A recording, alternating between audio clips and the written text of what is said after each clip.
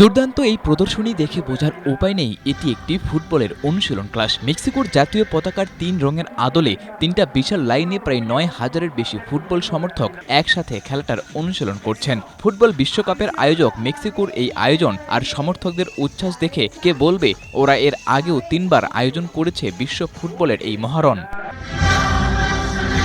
৬০ বছরের বৃদ্ধ থেকে সদ্য ফুটবল পায়ে লাগাতে পারা শিশুটাও অংশ নিয়েছিল এই উন্মাদনায়। এমনকি বিভিন্ন বয়সের নারীরাও একই সাথে একই মাঠে পুরুষদের সঙ্গে পাল্লা দিয়েই করেছেন অনুশীলন। ৪০ মিনিটের বিনোদনমূলক আর সবার জন্য উন্মুক্ত এই আয়োজনের একটাই লক্ষ্য, গোটা মেক্সিকোতে ফুটবলকে আরও বেশি ছড়িয়ে দেয়া।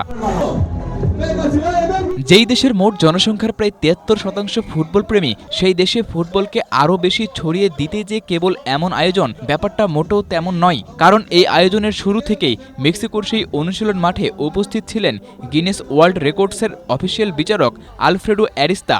একসাথে ৯,০০০ মানুষের এই অনুশীলন দেখার পর ওই প্রোগ্রামেই তিনি ঘোষণা দিয়ে গেছেন এটি বিশ্বের সবচেয়ে বড় ফুটবল ক্লাস। এর আগের রেকর্ডটি ছিল যুক্তরাষ্ট্রের ১,০৩৮ জনের অনুশীলন। মেক্সিকো সেটিকে ছাড়িয়ে গড়ল নতুন এই বিশ্ব রেকর্ড। বিশ্বের উন্নত প্রযুক্তি নির্ভর দেশ মেক্সিকোতে ফুটবলের এই জনপ্রিয়তা অনেকটাই অবিশ্বাস্য। এই আয়োজনে অংশ নেয়া অনেকেই তাই মনে করছেন মেক্সিকোর কয়েক প্রজন্ম ধরে চলা ফুটবলের জনপ্রিয়তা গোটা বিশ্বের কাছে তুলে ধরার জন্য এমন আয়োজন খুবই প্রয়োজন ছিল।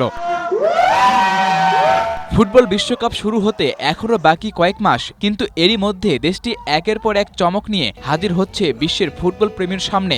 ফুটবল বিশ্বকাপের ১৩ ম্যাচের আয়োজক মেক্সিকো সামনের দিনগুলোতে ভিন্ন ভিন্ন কিছু উপস্থাপনের এই ধারা বজায় রাখলে এবারের ফুটবল বিশ্বকাপের উন্মাদনা ছাড়িয়ে যেতে পারে আগের সব আসরকে। সাদাতুর রাফি, এশিয়া পোস্ট।